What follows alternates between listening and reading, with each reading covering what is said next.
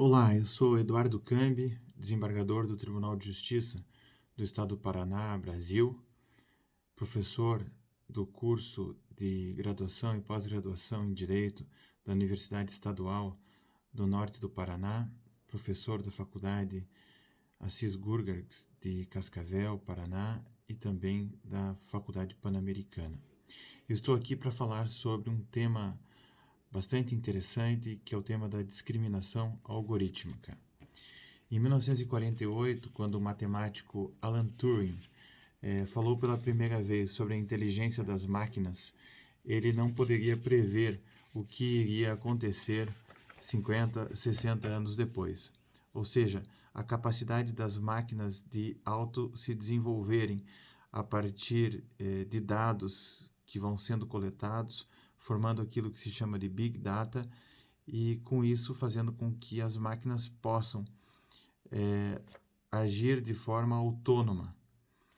A inteligência artificial se baseia, então, numa sequência lógica de instruções provenientes de uma linguagem de programação, que é o algoritmo. O algoritmo é, portanto, uma descrição sequencial dos passos que devem ser executados de forma lógica com a finalidade de facilitar a resolução de um problema. A partir dos inputs que nós fornecemos à máquina, ela é capaz de desenvolver, a partir de um banco de dados, essa inteligência artificial e aquilo que se chama, então, machine learning. Machine learning, então, é justamente essa possibilidade de a máquina, a partir de dados que são armazenados, poder solucionar determinados problemas. Além disso, existe o Deep Learning.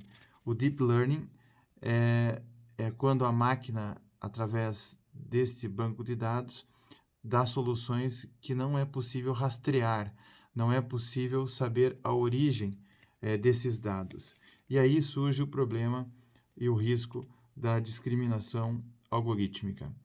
Ela pode ser baseada tanto na programação de um ser humano, que através dos seus estereótipos, através dos seus preconceitos, através da sua discriminação, reproduz critérios como racismo, homofobia, transfobia,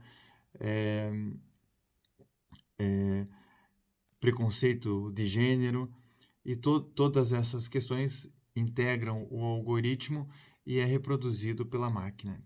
Além disso, existe também esse deep learning, que é a possibilidade, então, da própria máquina, a partir de base de dados, acabar por discriminar pessoas sem a possibilidade de um rastreamento. E esse risco é importante de se levar em consideração, justamente para que nós consigamos criar mecanismos de proteção dos direitos humanos. Exemplo disso aconteceu com a estudante do MIT, Joy Buolamwini.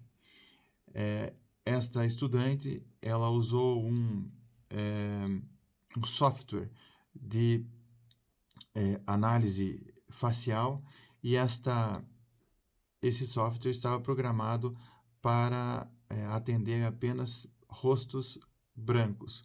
E ela, que é da cor, é uma pessoa negra, ela usou uma máscara branca para demonstrar como o algoritmo estava programado de uma forma racista. Então, quando o algoritmo ele discrimina e é possível rastrear os dados, essa é uma situação. Outra situação mais complexa é quando, baseado no deep learning, a máquina não é possível encontrar e rastrear o algoritmo. Isso é perigoso porque enseja fake news, discursos de ódio, narrativas fantasiosas e alimenta discriminações e injustiças sociais.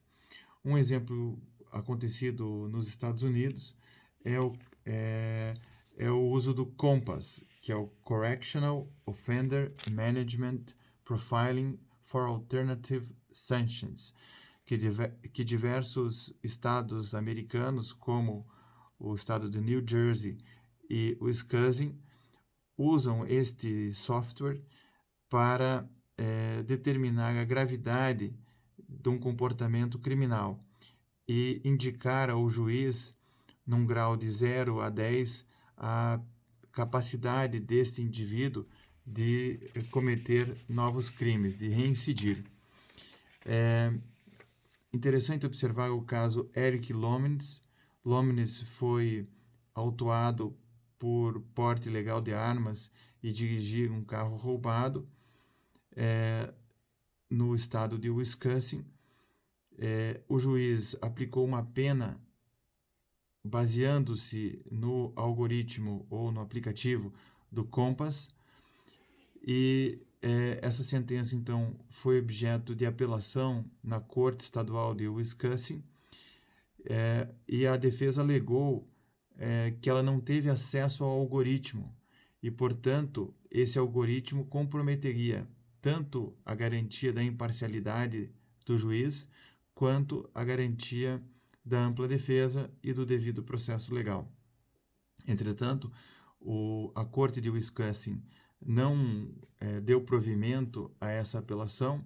O caso chegou até a Suprema Corte dos Estados Unidos em 2016, porém a Suprema Corte não admitiu o writ of certiorari e esse caso, então, não chegou a ser julgado pela Suprema Corte.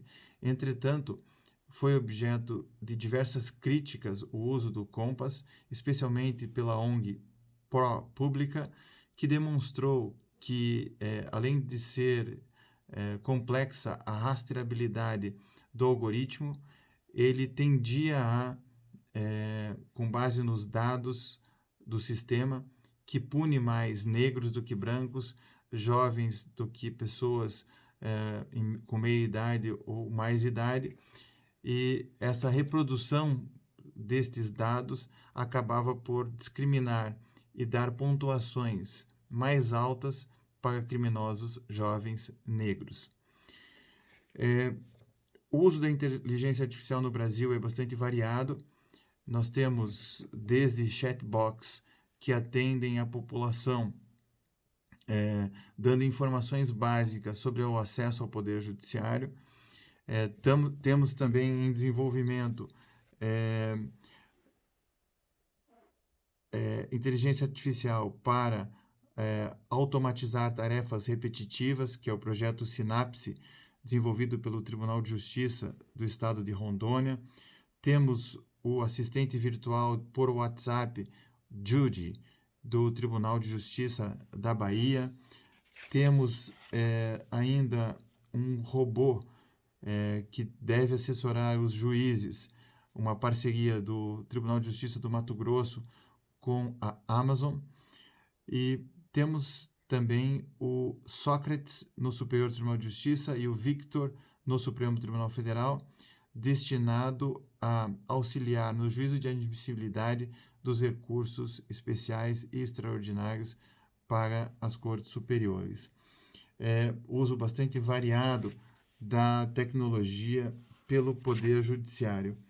É bem verdade que são situações bem distintas, aquela de auxiliar o cidadão a chegar ao judiciário via chatbox e a situação de termos uma substituição dos juízes por computadores.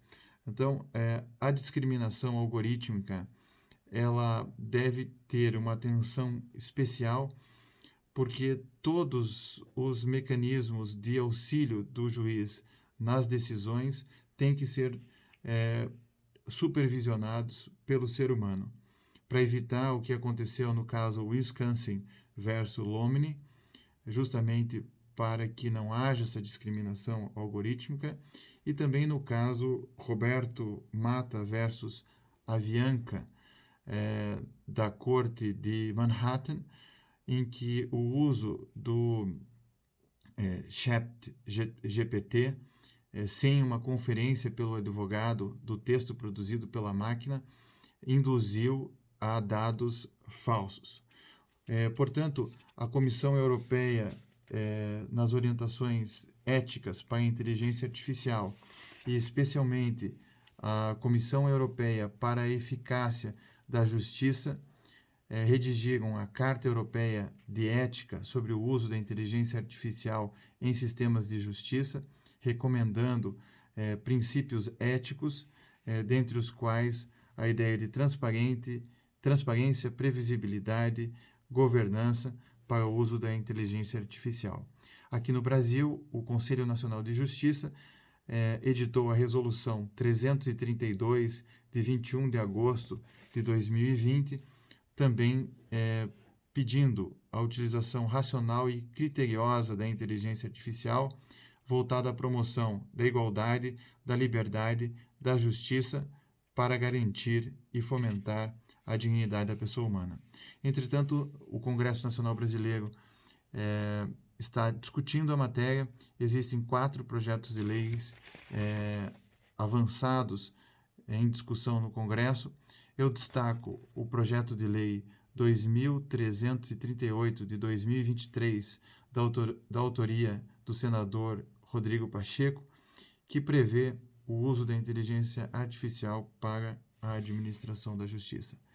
Portanto, é um tema novo, é um tema que está aberto à regulamentação, e é muito importante, especialmente, cuidar do uso da tecnologia na terceirização das decisões judiciais, a necessidade, portanto, de supervisão do ser humano, para que, na aplicação do direito, nós possamos preservar a humanidade dos juízes, o human judge, já que a atividade jurisdicional exige não só rapidez e racionalidade, mas também sensibilidade e combate às discriminações sociais que geram violações a direitos humanos.